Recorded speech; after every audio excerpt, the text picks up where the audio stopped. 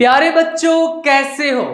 तो physics inside out platform पर मैं हूं आपका फिजिक्स टीचर और हम पढ़ रहे हैं 11th class physics new book chapter number 7 waves and vibrations. और आज के लेक्चर में हम चैप्टर नंबर 7 का जो आर्टिकल पढ़ने जा रहे हैं that is article number 7.5 stationary waves on a stretched string. इससे पहले कि आज के इस लेक्चर को स्टार्ट करें, अगर अभी तक आपने फिजिक्स इनसाइड आउट को सब्सक्राइब नहीं किया तो जल्दी से सब्सक्राइब करके बेल आइकन के बटन को क्लिक कर दें ताकि जैसे ही नेक्स्ट लेक्चर्स अपलोड हों आपको साथ के साथ नोटिफिकेशंस मिलते रहें और आप एग्जाम की बहुत ही अच्छे से तैयारी करके बहुत अच्छे मार्क्स ले सकें। और आज की इस वीडियो को लाइक कर दीजिए ताकि लेक्चर को पूरे मजे से स्टार्ट किया जा सके। आर्टिकल नंबर 7.5 को स्टार्ट करने से पहले हमें स्टेशनरी वेव्स के बारे में अच्छे से मालूम होना चाहिए कि आखिर स्टेशनरी वेव्स होती हैं तो क्या होती हैं। देखो, सबसे पहले स्टेशनरी वेव्स के बारे में पता होगा अच्छे तरीके से, उसी वक्त हम पढ़ सकते हैं कि स्टेशनरी वेव्स स्ट्रेच स्ट्रिंग्स पर किस तरीके से बनती हैं। देखो, इससे पहले हम क्या क्या पढ़ चुके हैं, सुपरपोजिशन प्रिंसिपल पढ़ चुके हैं, principal of superposition of waves. और इसके बाद हमने क्या पढ़ा था, इंटरफेरेंस एंड इट्स टाइप्स। देखो, जो principle of superposition of waves है उससे 3 फिनोमेना निकलते हैं।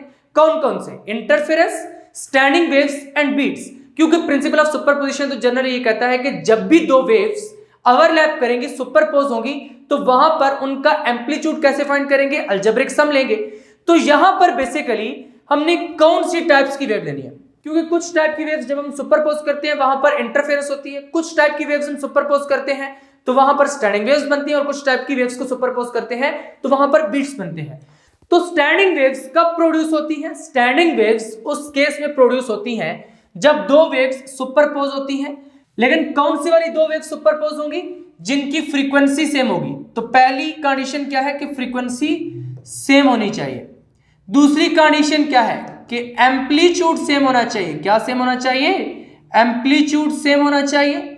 और इसके साथ साथ तीसरी condition and the very very important condition for the production of standing waves, that is opposite direction में ट्रेवल करनी चाहिए। कैसे ट्रेवल करनी चाहिए, ऑपोजिट डायरेक्शन में ट्रेवल करनी चाहिए। यानी कि अगर एक वेव इधर मूव कर रही है तो दूसरी वेव किधर मूव करनी चाहिए, इधर मूव करनी चाहिए। जब भी दो ऐसी वेव सुपरपोज होंगी जिनकी फ्रीक्वेंसी सेम होगी, एम्पलीट्यूड सेम होगा और वो दोनों वेव्स ऑपोजिट डायरेक्शन में ट्रेवल कर रही होंगी, तो उस केस में क्या होगा, स्टेशनरी वेव्स जनरेट होंगी। अब यहां पर इन्हीं स्टेशनरी वेव्स को हम स्टैंडिंग वेव्स भी कहते हैं। क्या कहते हैं, स्टैंडिंग वेव्स। इन्हीं स्टेशनरी वेव्स को हम स्टैंडिंग वेव्स भी कहते हैं। तो यहां पर आपको स्टैंडिंग वेव्स या फिर स्टेशनरी वेव्स के बारे में कुछ तो समझ आ ही चुका है। अब चलते हैं एक प्रॉपर डायग्राम से समझते हैं कि स्टेशनरी वेव्स क्या होती हैं। यहां पर अब इस डायग्राम में हमने किस तरीके से समझना है। देखो, ये हमारे पास वेव 1 है। जो पहली ब्लू वाली वेव आपको नजर आ रही है इट इज वेव 1, और ये जो दूसरी वेव है इट इज वेव 2। अब जो पहले वाली वेव है वो इधर मूव कर रही है, दूसरी वाली वेव इधर मूव कर रही है। तो जब एक वेव इधर मूव करेगी, एक इधर मूव करेगी, वो दोनों सुपरपोज होंगी, तो क्या होगा, वहां पर क्या होगा, स्टेशनरी वेव्स फॉर्म होगी। अभी मैं बता चुका हूं, क्योंकि इन दोनों का एम्पलीट्यूड भी सेम है और इनकी फ्रीक्वेंसी भी सेम है, तो यहां पर लाजमी तौर पर स्टेशनरी वेव्स या फिर स्टैंडिंग वेव्स फॉर्म होनी चाहिए। तो यहां पर बेसिकली ये वेव इधर मूव कर रही है, ये वाली वेव इधर मूव कर रही है। अब इन दोनों को जरा सुपरपोज करवाइए। अब ये वेव्स किस तरीके की हैं, सुपरपोजिशन प्रिंसिपल क्या कहता है कि जब दो वेव्स इन फेज होंगी तो वहां पर जो एम्पलीट्यूड है वो ऐड अप हो जाएगा। अगर इसका एम्पलीट्यूड y1 है, इसका y2 है, तो इसका एम्पलीट्यूड कितना हो जाएगा, y1 प्लस y2। यानी यहां पर ये दोनों वेव्स अभी क्या आ रही है, इन फेज आ रही हैं। जब इन फेज आ रही हैं तो यहां पर जो रिजल्टेंट एम्पलीट्यूड होगा वो क्या होगा, मैक्सिमम होगा, और इन दोनों के एम्पलीट्यूड्स का सम होगा। अब मान लो इस वेव ने थोड़ा सा इधर मूव किया है, इस वेव ने थोड़ा सा इधर मूव किया है, और कुछ टाइम के बाद जो उनकी पोजीशन है वो कुछ इस तरीके से है। ये वाली पोजीशन मान लो t इज इक्वल टू 0 पर है, यानी बिल्कुल स्टार्टिंग में ये वाली कंडीशन थी, ये वाली पोजीशन थी। और कुछ टाइम के बाद मान लो मैं कह देता हूं कि t is equal to t/4, यानी 1/4 टाइम पे कुछ इस तरीके की पोजीशन थी। टोटल टाइम को हम कह लेते हैं t is equal to t। Total time मान लो कैपिटल T है, और यहां पर क्या टाइम हो जाएगा, t is equal to T over 2, और यहां पर क्या हो जाएगा, t is equal to 3t/4 यानी कि 0.75।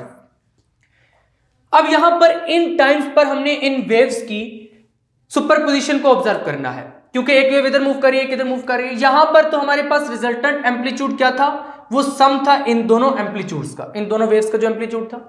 अब ये वेव इधर मूव की, जब भी वेव मूव करती है तो क्या चीज मूव करती है, क्रस्ट और ट्रफ मूव करते हैं। यहां पर देखो ये क्रस्ट कहां पे लाई कर रहा था, यहां पे, यही क्रस्ट मूव करके इधर आ गया, क्योंकि वेव मूव की है तो इसका मतलब क्रस्ट मूव किया है। ये क्रस्ट मूव करके यहां तक आ गया, पहले ये पॉइंट यहां पर था, अब ये पॉइंट यहां पर आ चुका है। और इसी तरीके से ये वाली जो वेव है ये मूव करके इधर जा रही है, दोनों वेव्स ऑपोजिट डायरेक्शन में मूव करनी चाहिए। अब यहां पर इस वेव में ये ट्रफ था, ये ट्रफ मूव करके कहां पर आ गया, यहां पर आ गया, यानी पहले इधर सेंटर में था, अब मूव करके इस लाइन पे आ गया। अब यहां पर ये जो वेव्स हैं इनको अगर आप ऑब्जर्व करें तो ये आउट ऑफ फेज हो चुकी हैं। तो जब भी दो वेव्स जो आउट ऑफ फेज होंगी वो सुपरपोज होंगी तो वहां पर क्या होगा, वहां पर जो रिजल्टेंट एम्पलीट्यूड है वो जीरो हो जाएगा।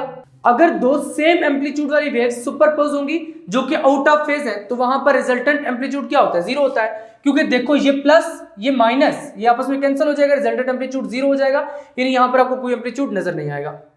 इसके बाद क्या हुआ, ये वेव और इधर मूव की, ये और इधर मूव की, यानी ऐसे ही मूव करती जा रही है। हम डिफरेंट टाइम्स पे उनको ऑब्जर्व कर रहे हैं, पहले ऑब्जर्व किया, फिर थोड़ा टाइम गुजरने के बाद फिर ऑब्जर्व किया, फिर ऑब्जर्व किया, फिर ऑब्जर्व किया, फिर ऑब्जर्व किया।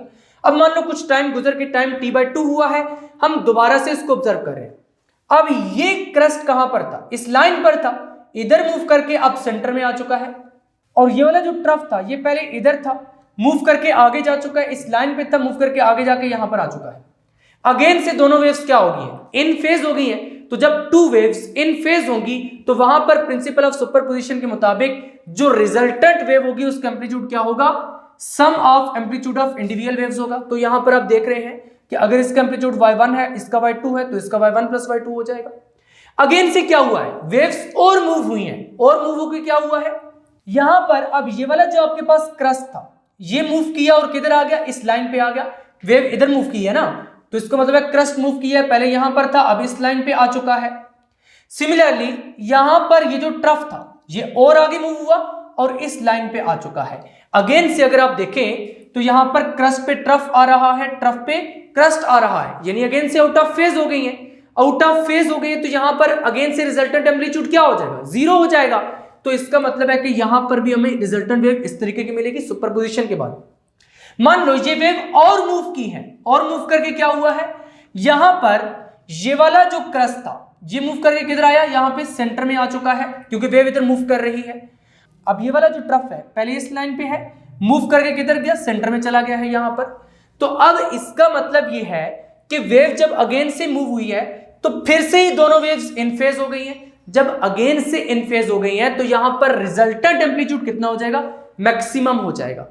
अगर बच्चों इस रिजल्टेंट वेव को आप गौर से ऑब्जर्व करें, ये जो जनरेट हो रही है डिफरेंट टाइम्स पे, ये जो पॉइंट्स हैं ये फिक्स रह रहे हैं।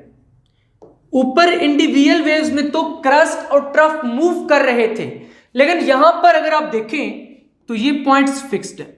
ये पॉइंट्स क्या रह रहे हैं, फिक्स्ड रह रहे हैं। यहां पर, यहां पर, यहां पर, यहां पर, इसमें भी ये वाले पॉइंट्स क्या रह रहे हैं, फिक्स रह रहे हैं। ये कभी भी पॉइंट चेंज नहीं हो रहे। उसमें क्या हो रहा था, देखो ये चेंज होके इधर गया, ये वाला पॉइंट आगे चला गया, यानी यहां पर लाइन नहीं है। लेकिन जो रिजल्टेंट वेव बन रही है उसमें ये वाले पॉइंट्स फिक्स्ड हैं, ऊपर वाली वेव्स में नहीं थे। पहले अगर यहां पर थी तो वेव मूव करके इधर हुई है, क्रस्ट और ट्रफ दोनों मूव किए हैं। लेकिन इसमें अगर आप देखें यहां पर क्रस्ट यहां पर है, अगर थर्ड फिगर में जाए तो यही क्रस्ट ट्रफ बना है, लेकिन ये पॉइंट फिर भी यहीं पर रहा है। ये जो ट्रफ था ये क्रस्ट बन गया है, ये जो क्रस्ट था ये ट्रफ बन गया है। जो सेंटर वाले पॉइंट है वो वहीं पे रह रहे हैं, वो चेंज नहीं हो रहे।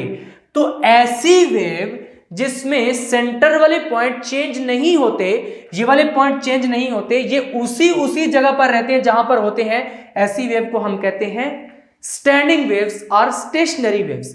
तो बच्चों यहां पर ये वाले जो पॉइंट है, ये जो फिक्स्ड पॉइंट है, ओवरऑल पूरी रिजल्टेंट वेव में ये वाले पॉइंट्स क्या रह रहे हैं, फिक्स रह रहे हैं। जब ये वाले पॉइंट्स फिक्स रह रहे हैं तो इनको हम क्या कहते हैं, नोड कहते हैं। क्या कहते हैं, नोड।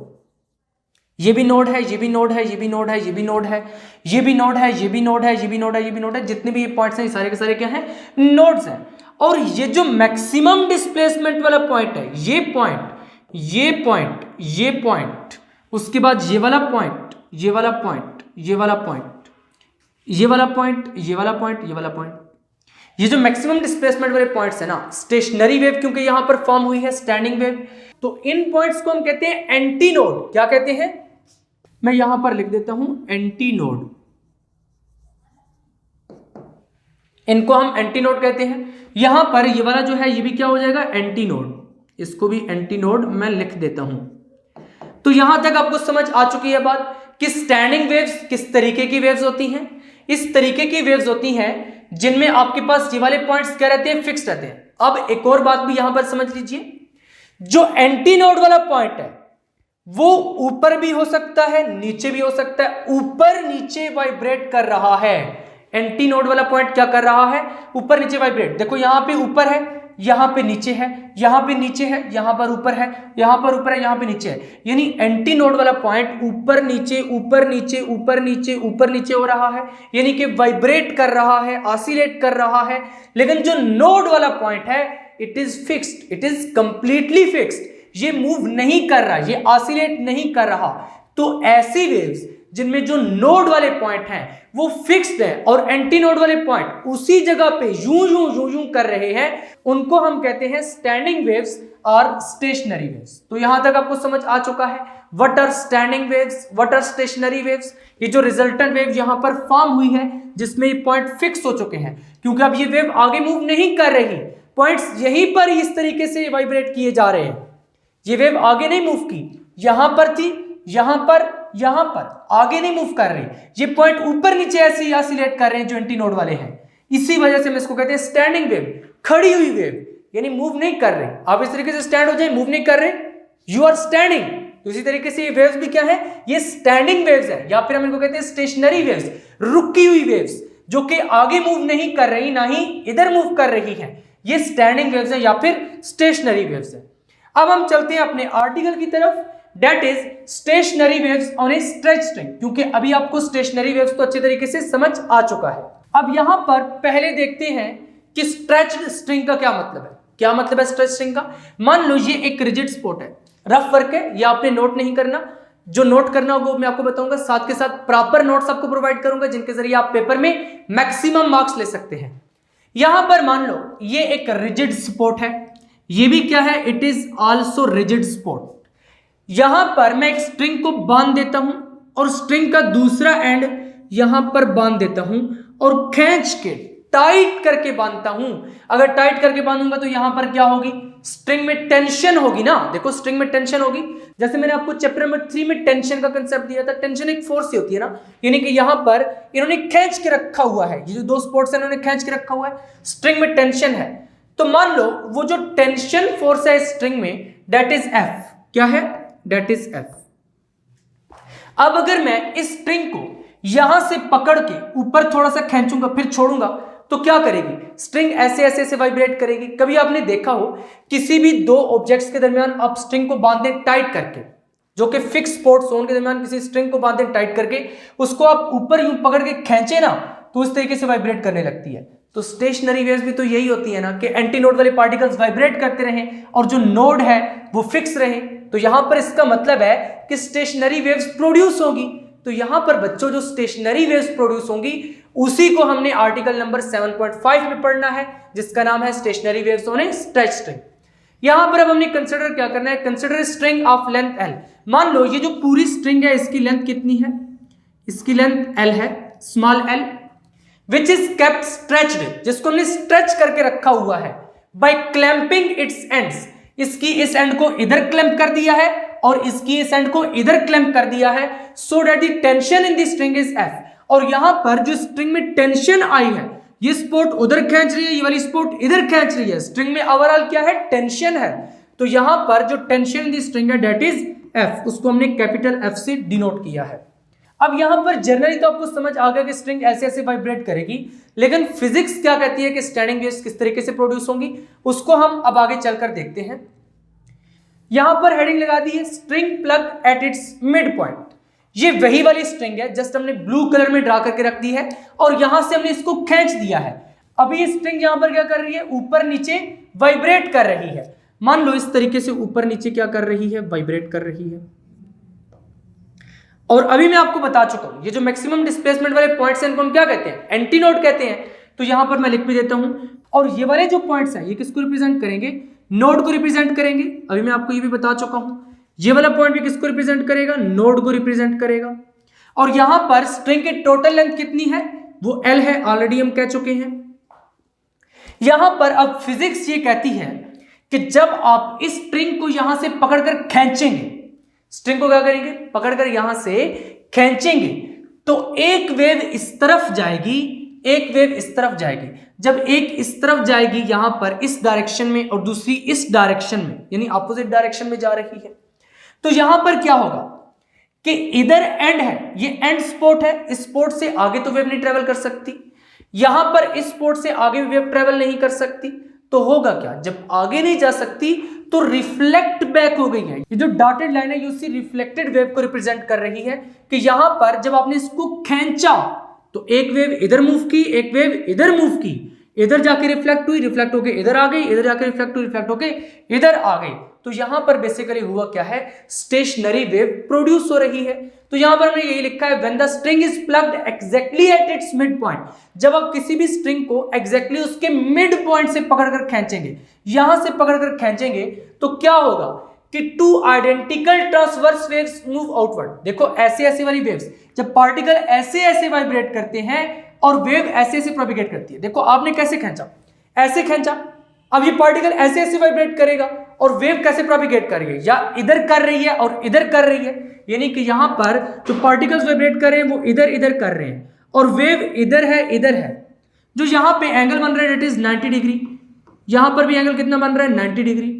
तो इसका मतलब है यहां पर इधर भी ट्रांसवर्स वेव प्रोड्यूस हुई है, इधर भी ट्रांसवर्स वेव प्रोड्यूस हुई है। क्योंकि ट्रांसवर्स वेव कौन सी होती है, जिसमें पार्टिकल्स की वाइब्रेशन की डायरेक्शन और वेव की प्रोपिगेशन की डायरेक्शन दोनों परपेंडिकुलर होती है। तो यहां पर मैंने आपको बताया कि 90 डिग्री बन रहा है। इसका मतलब है कि two identical transverse wave outward move कर रही हैं। यहां से एक ट्रांसवर्स वेव इधर जाएगी और यहां से एक ट्रांसवर्स वेव किधर जाएगी, इधर जाएगी। After reaching the fixed ends, जब ये फिक्स्ड एंड तक पहुंचेगी, दे रिफ्लेक्ट एंड ट्रेवल बैक, ये रिफ्लेक्ट होंगी और यहां से ट्रेवल बैक करेंगी। क्या करेंगी, ट्रेवल बैक, वापस आएंगी, ओवरलैपिंग कंटिन्यूअसली, और कंटिन्यूअसली ओवरलैप करेंगी। यहां पर बच्चों देखो एक वेव इधर से आएगी, एक इधर से आएगी, अपोजिट डायरेक्शन तो बन गई। तो यहां पर क्या प्रोड्यूस होगा, स्टैंडिंग वेव्स। तो स्टैंडिंग वेव्स यहां पर इसका मतलब है प्रोड्यूस हो रही है, कंटिन्यूअसली प्रोड्यूस हो रही है। Since the ends can not move, क्योंकि एंड्स मूव नहीं कर सकते, ये फिक्स्ड है। तो जो फिक्स्ड पॉइंट होते हैं स्टैंडिंग वेव्स में उनको हम क्या कहते हैं, nodes. So they always act as node. The mid point becomes an anti node, और ये जो मिड वाला पॉइंट है ये मैक्सिमम एम्पलीट्यूड के साथ वाइब्रेट कर रहा है। That why it is known as antinode, क्योंकि यहां पर डिस्प्लेसमेंट क्या है, ग्रेटेस्ट है। In this condition the string vibrates in a single loop, बिल्कुल सिंगल लूप बन रहा है, यहां पर आपको नजर आ रहा है ये वाला एक ही लूप बन रहा है, creating the simplest standing wave pattern. तो यहां पर बच्चों ये जो स्टैंडिंग वेव का पैटर्न है ये सिंपलेस्ट पैटर्न है। आगे चलकर हम पढ़ेंगे कि यहां पर आपके पास 2 लूप्स ही बनेंगे, 3 लूप्स ही बनेंगे, 4 लूप्स, n लूप्स, बहुत सारे लूप्स भी बन सकते हैं। लेकिन पहले क्योंकि हमने एक सिंपल पैटर्न पढ़ना है जिससे हमें समझ आ जाए स्टैंडिंग वेव की। अब यहां पर हमने वेव लेंथ और लेंथ के दरमियान क्या निकालना है, रिलेशनशिप निकालना है। वेव लेंथ का क्या मतलब है, ऑलरेडी मैं आपको पहले लेक्चर में बता चुका हूं कि लेट से अगर ये एक वेव है हमारे पास, तो यहां पर 2 सक्सेसिव क्रस्ट्स और 2 सक्सेसिव ट्रफ्स के दरमियान जो डिस्टेंस होगा दैट वुड बी लैम्डा।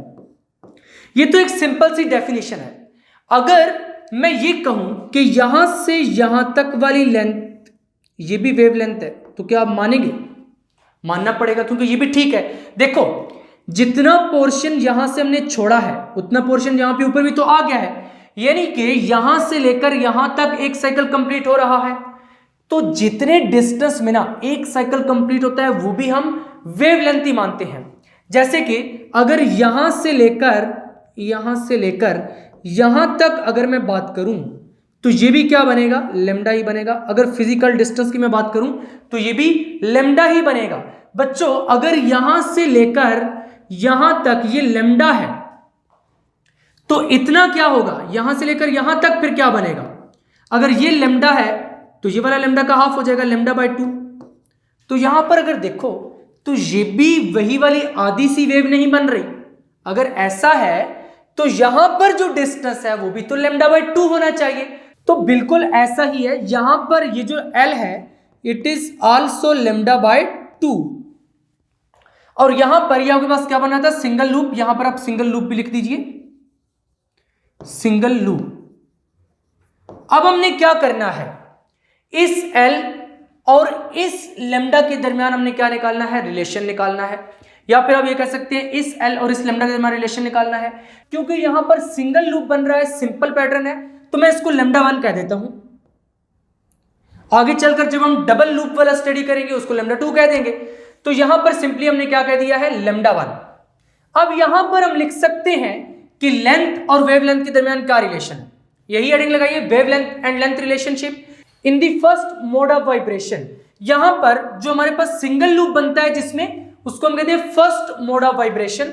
तो फर्स्ट मोड ऑफ वाइब्रेशन में क्या हो रहा है, in the first mode of vibration the distance between two adjacent nodes, जो डिस्टेंस है एडजेसेंट नोड्स के दरमियान इक्वल्स हाफ ए वेवलेंथ। यानी यहां पर ये एक नोड है, ये दूसरा नोड है, ये दोनों एडजेसेंट नोड्स हैं, इनके दरमियान और कोई नोड नहीं है। इस नोड और इस नोड के दरमियान जो डिस्टेंस है वो कितना है, हाफ दी वेवलेंथ। क्योंकि वेवलेंथ जहां पर हमने लेमडा 1 के ही है तो लेमडा 1 का हाफ है, लेमडा 1 बाय 2। तो इसी वजह से यहां पर ये बात लिखी है, since the string contains 1/2 wavelength in this pattern, कि ये वाला जो हमारे पास पैटर्न बना है इसमें ये स्ट्रिंग में कितनी वेवलेंथ आ रही है, लेमडा 1 बाय 2, यानी कि हाफ वेवलेंथ आ रही है। The total length L of the string is, तो यहां पर फिर टोटल लेंथ L कितनी हो जाएगी, अभी यहां पर हमने लिखा है कितनी है L, लेमडा 1 बाय 2। तो यहां पर लिख दीजिए लेमडा 1 बाय 2।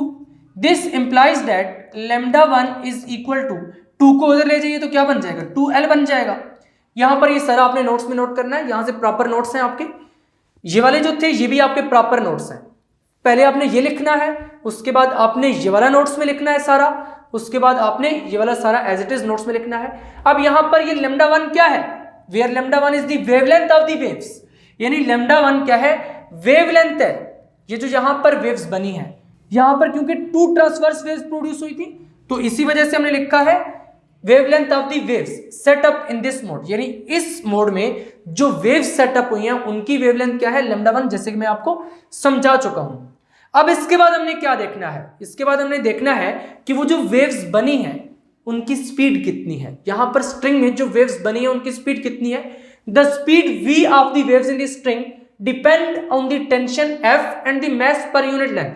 देखो हमने स्ट्रिंग को जितना ज्यादा खींच कर रखा हुआ होगा उससे स्पीड पर फर्क पड़ेगा, बिल्कुल पड़ेगा। और यहां पर जो मास पर यूनिट लेंथ है, मास पर यूनिट लेंथ का क्या मतलब है, देखो हमने इस तरीके से स्ट्रिंग कंसीडर की थी ना इन 2 स्पॉट्स के दरमियान। अब ये जो स्ट्रिंग है इसकी लेंथ कितनी है, L, इसकी लेंथ कितनी है, L, और मान लो इसका जो मास है वो कैपिटल M है, स्ट्रिंग का मास कैपिटल M है, तो मास पर यूनिट लेंथ का क्या मतलब है, कैपिटल M ओवर L। इसको वैसे हम प्यार से ये भी कह देते हैं small m, capital M over L को यहां पर हम स्मॉल m भी लिख देते हैं। तो यहां पर बेसिकली जो speed v of the waves है वो किस पे डिपेंड कर रही है, इस स्मॉल m पे भी डिपेंड कर रही है, और इस स्ट्रिंग में जो टेंशन है यानी जो टेंशन फोर्स F है उस पर भी डिपेंड कर रही है। तो यहां पर फिर मैं v का फार्मूला कुछ इस तरीके से लिख सकता हूं, v is equal to square root of F over m। यहां पर बहुत से बच्चों के ज़हन में आता है कि सर आपने ये फार्मूला निकाला कहां से, ये हवा से उड़ के तो नहीं आ गया, क्योंकि फिजिक्स में कोई फार्मूला भी ऐसे ही नहीं आ जाता, फिजिक्स में हर फार्मूला के पीछे लॉजिकल रीजन होता है। देखो इस फार्मूला की एक प्रॉपर डेरिवेशन भी है जो हम BS लेवल पर स्टूडेंट्स को करवाते हैं, यहां पर आपकी बुक में ये डेरिवेशन नहीं है, लेकिन आप इस रिलेशन को डायमेंशनल एनालिसिस से फाइंड कर सकते हैं जो कि हमने चैप्टर नंबर 1 में पढ़ा था। यहां पर अगर हम वेलोसिटी और इस वाली टर्म के डायमेंशंस कंपेयर करें या फिर यूनिट्स कंपेयर करें तो वो सेम ही आते हैं। जैसे यहां पर हम फोर्स का यूनिट क्या लिखते हैं, न्यूटन, और न्यूटन किसके इक्वल होता है, किलोग्राम मीटर पर सेकंड स्क्वायर। और यहां पर जो m है this is not mass, it is mass per unit length, तो ये जो कैपिटल एम है इसका यूनिट क्या होगा, किलोग्राम, डिवाइडेड बाय लेंथ का यूनिट मीटर, तो किलोग्राम मीटर पावर -1। यहां पर अगर फोर्स के यूनिट लिखें किलोग्राम मीटर पर सेकंड स्क्वायर और उनको डिवाइड कर दें किलोग्राम मीटर पावर -1 से, क्योंकि यहां पर यही यूनिट्स बनते हैं ना, फोर्स के यूनिट और मैस पर यूनिट लेंथ के यूनिट, तो यहां पर आपके पास क्या होगा, किलोग्राम और किलोग्राम कैंसिल, बाकी ये मीटर पावर -1 ऊपर जाएगा तो क्या हो जाएगा, मीटर पावर +1, मीटर पावर 1 ऊपर है, ये ऊपर जाएगा, ये भी +1 हो जाएगा, साथ में सेकंड पावर -2 इसी तरीके से, और मीटर स्क्वायर सेकंड पावर -2 हो जाएगा, और ऊपर स्क्वायर रूट भी है, जब स्क्वायर रूट भी लेंगे तो मीटर पर सेकंड हो जाएगा। तो यहां से आपको कुछ सेंस आ रहा है कि ये वाला फार्मूला बन सकता है, तो ये फार्मूला हमने इसी तरीके से लिखा है, v = f/m। अब इसको आपने बिल्कुल इसी पैटर्न पर अपने नोट्स में नोट करना है, यहां पर मैंने जस्ट रफर किया था आपको समझाने के लिए। ये जो स्पीड का फार्मूला है, this speed remains the same no matter where the string is pluck. देखो यहां पर हमने स्ट्रिंग को सेंटर से प्लग किया था, अगर हम किसी साइड से प्लग करें, यानी कि सेंटर की बजाय, हाफ की बजाय क्वार्टर लेंथ से प्लग करें, या फिर 1/6 लेंथ से प्लग करें, 1/8 लेंथ से उसको प्लग करें, तब भी जो वेव्स जनरेट होंगी ना, उनकी स्पीड यही होगी। स्पीड का फार्मूला यानी कि यही होगा, v = f/m। तो ये स्पीड कांस्टेंट रहेगी। अभी हम क्या पढ़ रहे हैं, फर्स्ट मोड ऑफ वाइब्रेशन, यानी कि सिंगल लूप की बात कर रहे हैं। जब 2 लूप्स की बात करेंगे तब भी स्पीड का फार्मूला यही वाला ही रहेगा। अब यहां पर ये जो हमने पहले इक्वेशन लिखी थी λ1 वाली, इसको आप इक्वेशन नंबर 1 कह दीजिए, और ये जो नेक्स्ट इक्वेशन है इसको आप इक्वेशन नंबर 2 कह दीजिए। अब आगे चलते हैं, यहां पर हमने frequency of the first mode निकालना है। बेसिकली यहां पर हमने करना क्या था, हमने ये फ्रीक्वेंसी ही फाइंड करनी थी। पहले हमने हेडिंग क्या लगाई, when the string is plucked at its centre, उसके बाद हमने वेवलेंथ और लेंथ के दरमियान रिलेशनशिप देखा, उसके बाद हमने स्पीड ऑफ द वेव को देखा। अब हम क्या देखने जा रहे हैं, frequency of the first mode. Frequency of the first mode basically हमारा टारगेट है। यहां पर पहली हेडिंग में जो ए पॉइंट था, if the speed is v and wavelength is λ1 then frequency of the first mode is, देखो हमने एक रिलेशन पढ़ा हुआ है, v = f λ, रिलेशन पढ़ा हुआ है, पहले लेक्चर में पढ़ा था, जो इस चैप्टर का पहला लेक्चर है। अगर यहां पर लैम्डा को λ1 कर दे, क्योंकि यहां पर हमारे पास क्या है, λ1 है, और frequency of the first mode हम डिस्कस करें सिंगल लूप वाली, जब फर्स्ट मोड है तो फ्रीक्वेंसी को मैं f1 कह देता हूं। तो यहां से अगर f1 को फाइंड करें तो ये क्या आ जाएगा, f1 = v/λ1 हो जाएगा। तो इसका मतलब है then the frequency of the first mode is f1 = v/λ1 हो जाएगा। अब यहां पर पहले हमने λ1 की वैल्यू पुट करनी है। λ1 की वैल्यू हमने क्या निकाली थी, अभी इक्वेशन नंबर 1 में निकाली है 2l, तो इसको पुट कर दीजिए। कैसे पुट करेंगे, पुटिंग वैल्यू ऑफ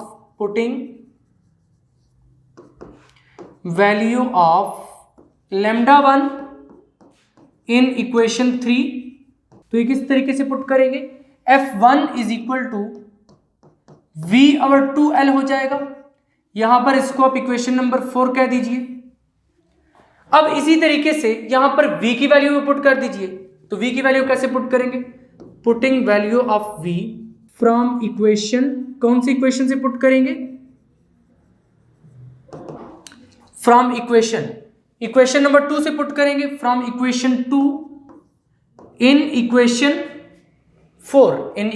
4, तो यहां पर पुट कर दीजिए f1 = तो क्या हो जाएगा 1/2l × square root of f/m, क्योंकि हमने v की वैल्यू निकाली है। अब ये जो रिलेशन है, it is the relation for frequency of the first mode of vibration, यानी यहां पर ये फर्स्ट मोड की फ्रीक्वेंसी है, या फिर आप इसको फंडामेंटल फ्रीक्वेंसी भी कह सकते हैं, क्योंकि सिंगल लूप के लिए है।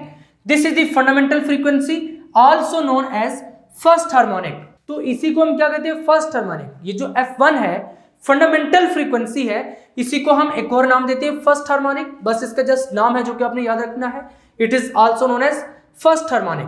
अभी तक हमने यहां पर क्या देखा है कि अगर हमारे पास एक सिंगल लूप बनेगा, यानी इस तरीके से एक सिंगल लूप में स्टेशनरी वेव्स बनेंगी, तो वहां पर किस तरीके से फ्रीक्वेंसी निकल कर आएगी। अब हम आगे चलते हैं, अगर मैं उसी स्ट्रिंग को यहां से पकड़कर खींचता हूं, देखो यहां पर थी हमारे पास स्ट्रिंग, पहले हमने स्ट्रिंग को कहां से पकड़कर खींचा, यहां से पकड़कर खींचा था। अब हम अगर स्ट्रिंग को यहां से पकड़कर खींचने की बजाय यहां से खींचें, यानी 1/4 पार्ट से खींचेंगे तो उसको क्या कहेंगे, क्वार्टर लेंथ, 1/4 लेंथ। यानी यहां से अगर मैं पकड़कर खींचूंगा इस तरीके से।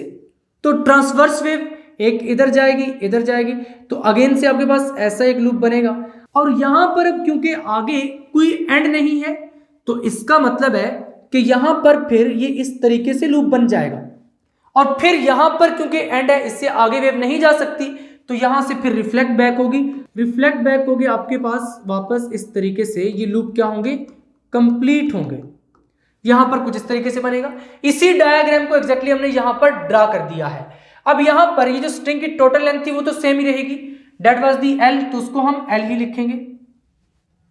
यहां पर हमारे पास क्या बन रहे हैं, एंटी नोड्स बन रहे हैं। यहां पर एंटी नोड है, यहां पर एंटी नोड है, तो इसको मैं कह देता हूं एंटी नोड। और यहां पर ये भी क्या बन रहा है, एंटी नोड, ये भी क्या बन रहा है, एंटी नोड, इस तरीके से। तो इसको भी मैं एंटी नोड लिख देता हूं। अब इसमें नोड्स कौन कौन से हैं, जो फिक्स पॉइंट है, यहां पर एक नोड बनेगा जिसको मैं कैपिटल एन कहूंगा। एक नोड यहां पर बनेगा, देखो क्योंकि स्टेशनरी वेव्स वही होती है ना, जो यूं तो एंटी नोड इस तरीके से ऑसिलेट करता रहता है, बट नोड फिक्स रहता है। तो यहां पर ये जो फिक्स पॉइंट है इसको मैं क्या कह दूंगा, नोड। और यहां पर ये वाला जो फिक्स पॉइंट है इसको भी मैं कह दूंगा नोड। अब यहां पर क्योंकि आपके पास 2 लूप्स बन रहे हैं, इसलिए मैं ऊपर लिख देता हूं डबल लूप। पहले हमने सिंगल लूप लिया था, अब यहां पर जब हमने 1/4 से इसको प्लग किया है तो कितने बन रहे हैं, 2 लूप्स, यानी कि डबल लूप बनेगा। अब यहां पर बताइए, ये जो वेव बन रही है इसकी वेवलेंथ कितनी होगी।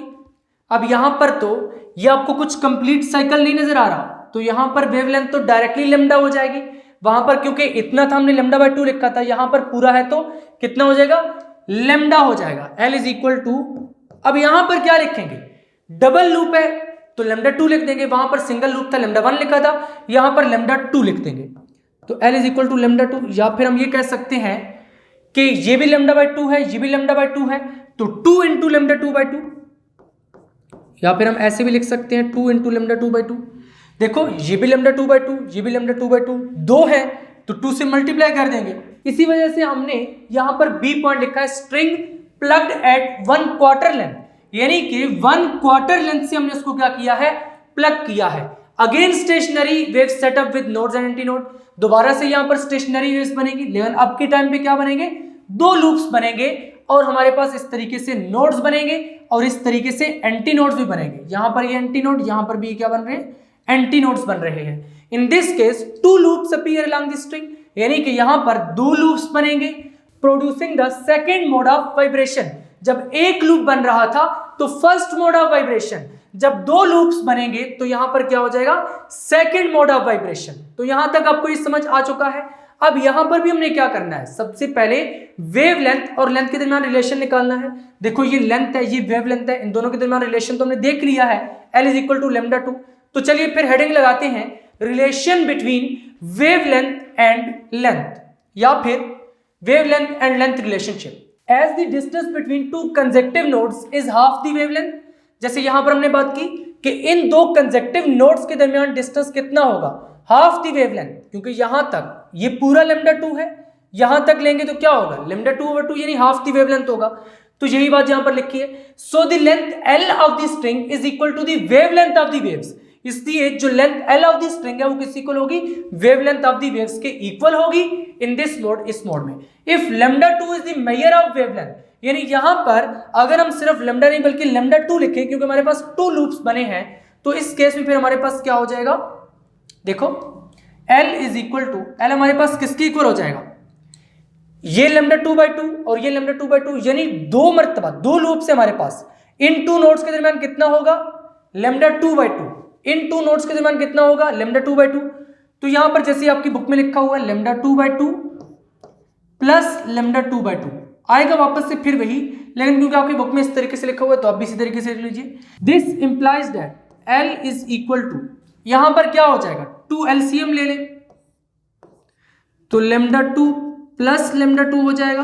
दिस इज इक्वल टू 2, इसी तरीके से ऊपर क्या आ जाएगा, 2 λ2 आ जाएगा, तो यहां पर लिख दीजिए 2 λ2, 2 और 2 कैंसल, और यहां से आपके पास क्या आ जाएगा, this implies that L is equal to λ2, OR करके आप लिख दीजिए λ2 इज इक्वल टू L।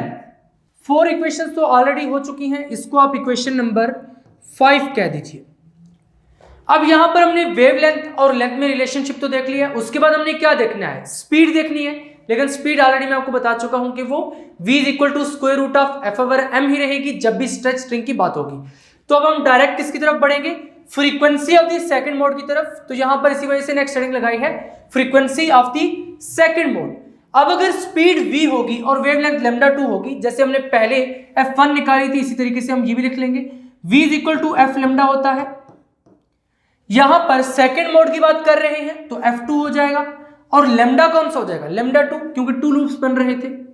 तो यहां पर अगर f2 फाइंड करें तो f2 is equal to v over lambda 2 हो जाएगा। तो यही बात यहां पे लिखी है, इफ स्पीड इज v, अगर स्पीड v है एंड वेवलेंथ इज लैम्डा 2 और वेवलेंथ लैम्डा 2 है, then frequency of the second mode is, तो फिर सेकंड मोड की फ्रीक्वेंसी क्या हो जाएगी, f2 is equal to v over lambda 2, इसको लिख दीजिए v ओवर लैम्डा 2, और इसको इक्वेशन नंबर 6 कह दीजिए, क्योंकि 5 इक्वेशंस तो पहले हो चुकी हैं। ये जस्ट रफ वर्क था जो आपको समझाने के लिए यहां पर किया था। अब हमने यहां पर लैम्डा 2 की वैल्यू पुट करनी है। लैम्डा 2 की वैल्यू कहां पर निकाली हुई है, अभी यहां पर हमने निकाली थी इक्वेशन नंबर 5 में। तो putting value of lambda 2 in equation 6, putting value of lambda 2, putting value of lambda 2 in equation 6, यानी कि इक्वेशन 6 में इसको उठाकर पुट कर दीजिए। तो इक्वेशन 6 फिर क्या बन जाएगी, f2 is equal to v over l। अब अगर मैं इसको ऊपर नीचे 2 से मल्टीप्लाई कर दूं, 2 से मल्टीप्लाई भी कर दूं, 2 से डिवाइड भी कर दूं, कुछ इस पैटर्न पर, f2 is equal to 2v over 2l कर सकते हैं बिल्कुल इस तरीके से। यहां से अगर मैं इस 2 को सेपरेट करके v ओवर 2l को ब्रैकेट में लिख दूं तो कैसा रहेगा, देखिए f2 is equal to 2 into v over 2l, अगर इसको इस तरीके से लिख दें, और यहां पर ये जो v ओवर 2l है ये किसके इक्वल है, f1 के इक्वल है। मैंने आपको फर्स्ट मोड में पढ़ाया है अभी, यहां पर ये देखिए f1 is equal to v over 2l, तो वहां पर फिर हम यही चीज पुट कर देते हैं। क्या लिखेंगे, वी नो डैट कि f1 is equal to v over 2l कमसो, तो इस केस में क्या हो जाएगा, f2 is equal to 2f1 हो जाएगा। तो यहां से फिर क्या प्रूव हुआ है कि जब स्ट्रिंग 2 लूप्स में वाइब्रेट करेगी तो वहां पर जो फ्रीक्वेंसी निकल कर आएगी वो फंडामेंटल फ्रीक्वेंसी से डबल होगी, यानी 2f1। f1 को हमने क्या कहा था, फंडामेंटल फ्रीक्वेंसी। तो यही सेंटेंस लिख दिया है, therefore when the string vibrates in 2 loops, जब स्ट्रिंग 2 लूप्स में वाइब्रेट करेगी, it's frequency is exactly double the fundamental frequency. इसकी फ्रीक्वेंसी क्या हो जाएगी, फंडामेंटल फ्रीक्वेंसी से एग्जैक्टली डबल हो जाएगी। तो यहां पर यही वाला सेंटेंस लिखा है। अब देखो, पहले हमने फर्स्ट मोड देखा, फिर हमने सेकंड मोड देखा। अब अगर हम nth मोड की बात कर ले, देखो थर्ड मोड की भी कर सकते हैं लेकिन आर्टिकल लेंथी हो जाएगा, डायरेक्टली nth मोड की बात कर देते हैं। तो यहां पर फिर हेडिंग लगा दी है string pluck at an arbitrary point, भाई किसी भी पॉइंट पर इसको प्लग कर दो। यहां पर फिर हम n को रेफरेंस के तौर पर लेंगे, यानी कोई भी आर्बिट्रेरी पॉइंट, लेट्स से वो n है। A string can vibrate in many possible standing waves. देखो हमने एक देखा, फिर 2 लूप्स देखे, यहां पर कहता यह है कि बहुत सारे लूप्स ही तो हो सकते हैं। हमने 1/4 से प्लग किया, अगर उसको 1/6 से कर दें 3 लूप्स बन जाएंगे, 1/8 से कर दें तो वहां पर आपके पास कितने बन जाएंगे, 4 लूप्स बन जाएंगे, यानी कि उसमें बहुत सारे लूप्स भी जनरेट हो सकते हैं। लेट्स से वो बहुत सारे लूप्स n है, तो हमने यही कहा है, a string can vibrate in many possible standing wave patterns each containing several loops, यानी बहुत सारे लूप्स हो सकते हैं। When the string forms n loops, अब यहां पर बात कर रहा है कि जिस तरीके से एक लूप बना, 2 लूप बना, 3 लूप बन सकते हैं, 4 लूप, n लूप्स ही बन सकते हैं। और जब n लूप्स बनेंगे, देयर आर n एंटीनोड्स। देखो बच्चों, यहां पर जब आपके पास इस तरीके से कुछ लूप्स बन रहे थे, मान लो ये आपके पास 3 लूप्स बनते हैं, और यहां पर लेट्स से ये आपके पास 2 लूप्स बनते हैं कुछ इस तरीके से। जब आपके पास 2 लूप्स बन रहे हैं तो यहां पर नोड कितने हैं, नोड 3 हैं आपके पास। नोड्स कितने हैं, 3 नोड्स। और एंटी नोड कितने हैं, देखो 1 2, यानी कि यहां पर आपके पास 2 एंटी नोड्स बनेंगे, 2 एंटी नोड, क्योंकि यहां पर ये एंटी नोड, ये एंटी नोड। यहां पर फिर कितने बनेंगे, देखो 1 नोड, दूसरा नोड, तीसरा नोड, चौथा नोड। यहां पर फिर आपके पास कितने बन रहे हैं, 4 नोड्स बन रहे हैं, और एंटी नोड्स कितने बन रहे हैं, 1 2 और 3 एंटी नोड्स बन रहे हैं। इसका मतलब है जितने एंटी नोड्स होंगे, नोड्स उससे एक ज्यादा होगा।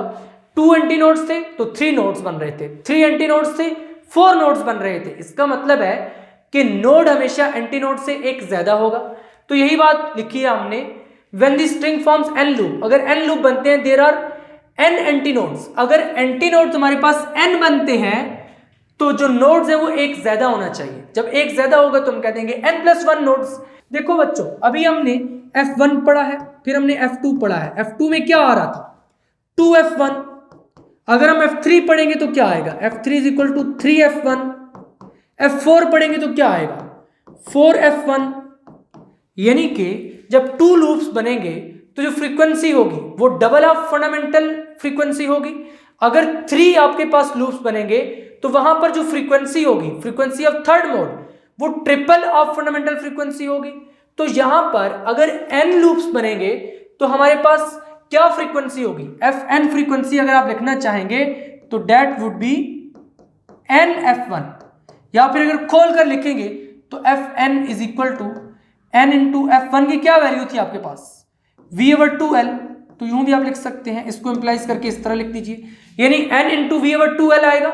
जिस तरह के यहां पर हमारे पास आया था 2 × v/2l, उसको हमने क्या लिखा, 2f1। तो इसी तरह यहां पर अगर n × v/2l आएगा तो fn = nf1 हो जाएगा।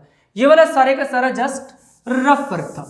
अब इस केस में वेवलेंथ क्या हो जाएगी, यानी अगर आर्बिट्रेरी पॉइंट से प्लग करेंगे तो यहां पर आपके पास वेवलेंथ कितनी हो जाएगी। पहले केस में वेवलेंथ कितनी थी, देखो λ1 = 2l, λ2 कितनी थी, λ2 = l। मैं आपको ऑलरेडी ये लिखवा चुका हूं, आप पीछे देख सकते हैं नोट्स में। तो यहां पर अगर λ1 2l है, λ2 l है। अब एक्चुअली λ2 को हम इस तरीके से भी तो लिख सकते हैं, दिस इंप्लाइज दैट λ2 = 2l/2 लिख सकते हैं। 2 से मल्टीप्लाई भी कर दें, 2 से डिवाइड भी कर दें। यहां पर नीचे क्या है, यहां पर 1 है।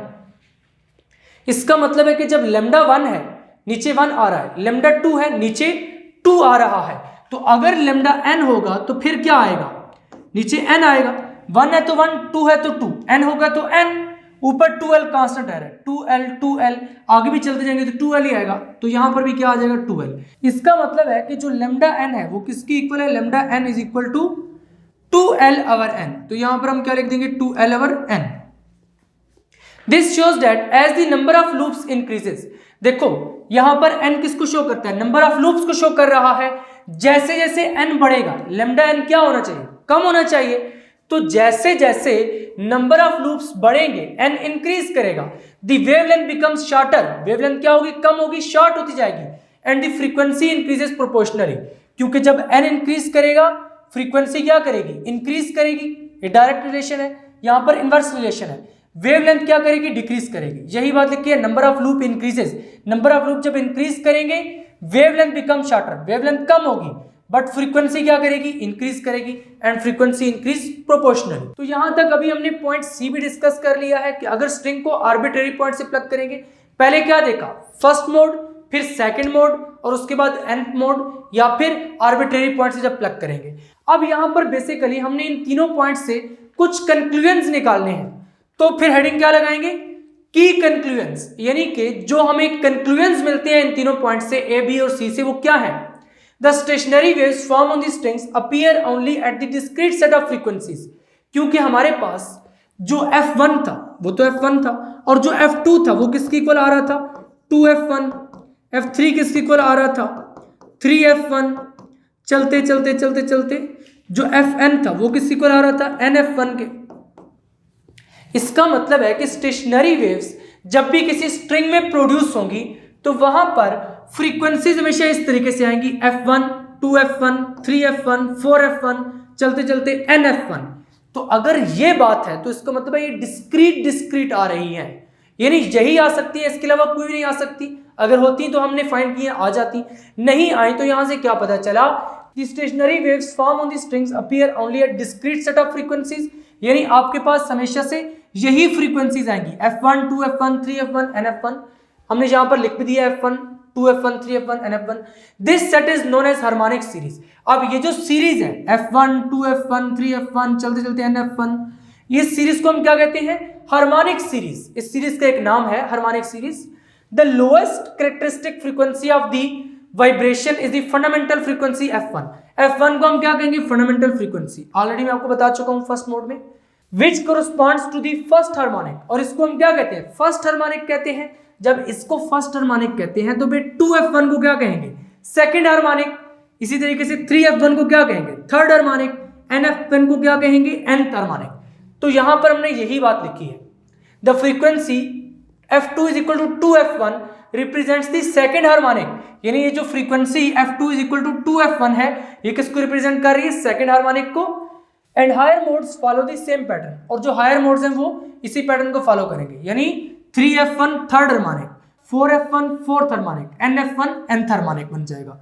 यहां तक ये क्या है? Harmonic series. एक की कंक्लूजन है जो कि हमने यहां से डिड्यूस किया है कि यहां पर फ्रीक्वेंसी आपके पास हमेशा f1, 2f1, 3f1 इसी तरीके से आएंगे. नेक्स्ट की कंक्लूजन क्या है यहां पर? नेक्स्ट की कंक्लूजन है क्वांटाइजेशन ऑफ फ्रीक्वेंसीज. देखो बेटा, क्वांटाइजेशन का मतलब क्या है? यहां पर क्या आ रहा था? 1f1, 2f1, 3f1 चलते चलते चलते nf1. अब देखो 1 और 2 के दरमियान 1.5 आया है? नहीं ना आया. 2.5 भी नहीं आया. 2.7, 2.8, 1.9 ऐसी कोई वैल्यू नहीं आ रही. डिस्क्रीट आ रही है. तो यहां से सीधा 1 से 2 पे जो जंप है, यानी डिस्क्रीट 1 से सीधा 2, ना 1.1, ना 1.2, ना 1.3, कुछ भी नहीं है. इसका मतलब डिस्क्रीट जंप है. ये जो डिस्क्रीट जंप होता है ना, इसको हम कहते हैं क्वांटम जंप. और यही जो बिहेवियर है इसको कहते हैं quantization. There are quantum jumps between allowed resonance frequency. देखो, रेजोनेंस फ्रीक्वेंसी यही हो सकती है, इसके दरमियान नहीं हो सकती. तो यही अलाउड रेजोनेंस फ्रीक्वेंसी है, इनमें क्वांटम जंप्स आ रहे हैं. This phenomenon is known as quantization of frequencies. इसको हम क्या कहते हैं? Quantization of frequencies. यानी 1 के बाद सीधा 2 आएगा, 2 के बाद सीधा 3 आएगा, इसके दरमियान नहीं आ सकता. It means fn is equal to nf1. बिल्कुल, fn जो लास्ट फ्रीक्वेंसी है, fn वो किसके इक्वल है? nf1 के इक्वल है. तो इसी वजह से हमने कहा है कि यहां पर फिर जो भी फ्रीक्वेंसी होगी वो actually integral multiple of the fundamental frequency होगी. यानी 2f1, 3f1 integral multiple of f1, where n is equal to 1, 2, 3 and so on integral multiples. The stationary waves can be set up on the string only with the frequencies of harmonic series. यानी जो भी stationery waves बनेगी string पर, उनकी frequencies यही होंगी, इसके अलावा कोई फ्रीक्वेंसी भी नहीं हो सकती. अगर कोई फ्रीक्वेंसी बिल्कुल जनरेट हो भी जाती है तो क्विकली डैम्प्ड हो जाएगी, यानी कि वहां से रिमूव हो जाएगी.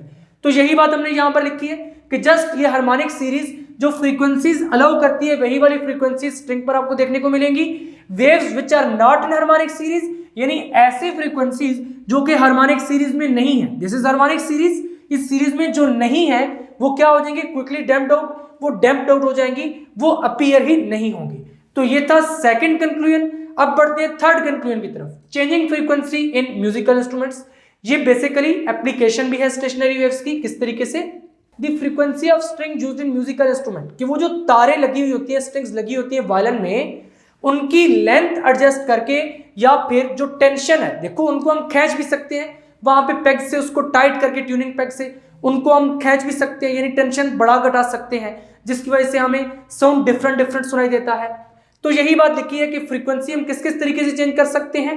बाय एडजस्टिंग द टेंशन और by altering the vibrating length. क्योंकि जो हमारे पास फ्रीक्वेंसी का रिलेशन है वो क्या है? f is equal to f1 is equal to 1/2l into square root of f/n. Mass per unit length तो किसी भी एक स्पेसिफिक स्ट्रिंग के लिए कांस्टेंट ही होगा. इसका मतलब है ये f पर डिपेंड कर रहा है, टेंशन पर और लेंथ पर. तो यहां पर हमने यही बात लिखी है. The frequency of the string, जो स्ट्रिंग की फ्रीक्वेंसी है वो किस किस पर डिपेंड कर रही है? टेंशन पे डिपेंड कर रही है, यानी उसको हम चेंज कर सकते हैं बाय चेंजिंग द टेंशन और by altering the vibrating length, या फिर एल को चेंज करके भी हम उसको चेंज कर सकते हैं. For example in guitars and violins वही वाली बात आ गई है कि गिटार्स और वायलिन्स में क्या होता है? The tension is changed using a tuning peg. उसमें ट्यूनिंग पेग लगे होते हैं नेक्स्ट पर, जिनके जरिए हम क्या कर सकते हैं? टेंशन को घटा बढ़ा सकते हैं. एंड ड्यूरिंग प्लेइंग, और जब उसको बजा रहे होते हैं तो प्लेइंग के दौरान फ्रीक्वेंसी ऑब्वियसली चेंज होती है, तभी आपको तरह तरह की साउंड सुनाई देती है। तो प्लेइंग के दरमियान किस तरीके से फ्रीक्वेंसी चेंज होती है, वो अपनी फिंगर्स नेक पर यूं करते हैं स्ट्रिंग्स पर, जिसकी वजह से वाइब्रेटिंग लेंथ चेंज होती है, यानी ये जो एल है वो चेंज होती है। तो जब यहां से एल चेंज होगी तो हमें फिजिक्स का फार्मूला ये बता रहा है कि वहां पर फ्रीक्वेंसी चेंज होगी। जब फ्रीक्वेंसी चेंज होगी तो आपको मजे मजे के साउंड्स सुनाई देना स्टार्ट हो जाएंगे। तो यही रूल लगता है इनमें, यानी गिटार्स और वायलिन में। अब हम अपनी लास्ट डेफिनेशन की तरफ पढ़ते हैं, दैट इज हार्मोनिक्स। अभी हमने क्या पढ़ी है कि फ्रीक्वेंसीज क्या होंगी हमेशा के लिए, 1F1, 2F1, 3F1, चलते चलते चलते चलते NF1। इसके अलावा और कोई फ्रीक्वेंसीज देखने को मिली नहीं मिली। यही जो पॉसिबल सेट ऑफ फ्रीक्वेंसीज है ना, इनको हम कहते हैं हार्मोनिक्स। हार्मोनिक बेसिकली फ्रीक्वेंसी है, सिंपल फ्रीक्वेंसी नहीं है। अगर सिंपली आप कहते हैं ना कि हार्मोनिक इज फ्रीक्वेंसी तो ये गलत हो जाएगा। हार्मोनिक फ्रीक्वेंसी है but it is a special frequency, जो कि सिर्फ ये डिस्क्रीट फ्रीक्वेंसीज हो सकती हैं। यानी कि यहां पर अगर 1/2F1 लिखेंगे तो it would not be the harmonic. Harmonic का क्या मतलब है, 1F1, 2F1, 3F1, यही जो सेट है इसमें जो आपके पास फ्रीक्वेंसीज आ रही हैं they are known as harmonics. All possible standing waves on the string correspond to frequencies, यानी जितनी भी हमने वेव्स पढ़ी हैं उनमें जो फ्रीक्वेंसीज आ रही थी F1, 2F1, 3F1 ही आ रही थी, या फिर चलते चलते NF1 तक। These are harmonics of the system. इनको हम क्या कहते हैं, harmonics. First harmonic, second harmonic, third harmonic, nth harmonic, इनको हम हार्मोनिक्स कहते हैं। द लोएस्ट और fundamental frequency of all the harmonics, lowest कौन सी है, F1, तो इसको हम क्या कहते हैं, फंडामेंटल या फिर फर्स्ट हार्मोनिक। 2F1 को क्या कहेंगे, 2F1 एक्चुअली क्या है, F2 है, इसको क्या कहेंगे, second harmonic. Similarly it is third harmonic and it is nth harmonic. तो यहां पर यही बात लिखी है, subsequent frequencies are called as second harmonic, third harmonic and so on. तो यहां तक फिर हमने क्या क्या पढ़ा है, सबसे पहले हमने स्टेशनरी वेव्स की डेफिनेशन पढ़ी है, हमने डायग्राम से देखा है कि स्टेशनरी वेव्स किस तरीके से प्रोड्यूस होती हैं। उसके बाद हमने मोड ऑफ वाइब्रेशन पढ़े हैं, फर्स्ट मोड पढ़ा है, सेकंड मोड पढ़ा है, और अगर आर्बिट्रेरी पॉइंट से प्लग करेंगे तो nth मोड के बारे में पढ़ा है। उसके बाद हमने क्या देखा है, की कंक्लूजन्स, 3 बेसिक की कंक्लूजन्स हमने देखे हैं। सबसे पहले में हमने क्या देखा है कि जो हमारे पास सीरीज आई थी that was the harmonic series, और जो फ्रीक्वेंसीज होंगी वो क्या होंगी, क्वांटाइज्ड होंगी। फिर हमने देखा कि किस तरीके से म्यूजिकल इंस्ट्रूमेंट्स की ट्यूनिंग की जाती है, ये 3 बेसिक कंक्लूजन्स थे। और फाइनली हमने हार्मोनिक्स की डेफिनेशन पढ़ी है। तो ये वाला जो आर्टिकल है basically it is a long question and very very important long question, और उसमें से शॉर्ट क्वेश्चन भी बन के आ सकते हैं। अब लॉन्ग क्वेश्चन इसमें से तरह तरह के बन सकते हैं। 1-2 लॉन्ग क्वेश्चन की स्टेटमेंट यहां पर मैं आपको बता भी देता हूं। यहां पर पहली स्टेटमेंट है, show that frequencies of stationary waves in a stretch string are quantized. तो क्वांटाइज प्रूव करने के लिए आपने क्या करना है, सबसे पहले F1 is equal to 1/2L square root of F/m को डिराइव करना है। उसके बाद F2 is equal to 2F1, उसके बाद Fn is equal to NF1। जब आप यहां तक कर देंगे उसके बाद आपने नीचे क्वांटाइजेशन वाला पूरा पैराग्राफ लिख देना है। तो वहां पर आपको इस तरह के लॉन्ग क्वेश्चन में फुल मार्क्स मिल जाएंगे। यहां पर इसने खुद कहा हुआ भी है कि for a stationary wave in a stretch string prove that Fn is equal to NF1। तो अगर आप ये प्रूव कर देते हैं तो यहां से क्वांटाइजेशन प्रूव हो जाती है। क्वेश्चन 2 क्या है, for transverse stationary waves prove that F1 is equal to 1/2L square root of F/m। सबसे पहले आपने ये वाला रिलेशन डिराइव करना है। Also prove that Fn is equal to NF1। फिर उसके बाद ये प्रूव करना है where F1 is the frequency of fundamental vibration and Fn is the frequency of nth loop. तो ये है 2 क्वेश्चंस, इनकी प्रॉपर स्टेटमेंट्स हैं। अब जब ऐसी वाली स्टेटमेंट्स आ जाती है ना तो स्टूडेंट्स घबरा जाते हैं, उन्हें लगता है कि ये वाला क्वेश्चन तो हमने पढ़ा हुआ ही नहीं है, एक स्टेप है Fn is equal to NF1, तो अगर वो हमने ड्राइव किया तो हमें फुल मार्क्स मिलेंगे। नहीं, ऐसा नहीं होगा। आपने यहाँ पे इस पूरे आर्टिकल को लिखना है, ये पूरा आर्टिकल ही बेसिकली इस क्वेश्चन में पूछ रहा है, तो यहां पर भी आपने लिखना है, इसमें भी आपने पूरा आर्टिकल उठाकर लिखना है। फाइनली आज का लेक्चर यहीं पर एंड होता है। अगर अभी तक आपने फिजिक्स इनसाइड आउट को सब्सक्राइब नहीं किया तो जल्दी से सब्सक्राइब करके बेल आइकन के बटन को क्लिक कर दें, ताकि जैसे ही नेक्स्ट लेक्चर्स अपलोड हों आपको साथ के साथ नोटिफिकेशंस मिलते रहें और आप एग्जाम की बहुत ही अच्छे से तैयारी करके बहुत अच्छे मार्क्स ले सकें। मिलेंगे नेक्स्ट लेक्चर में, तब तक के लिए अल्लाह हाफिज।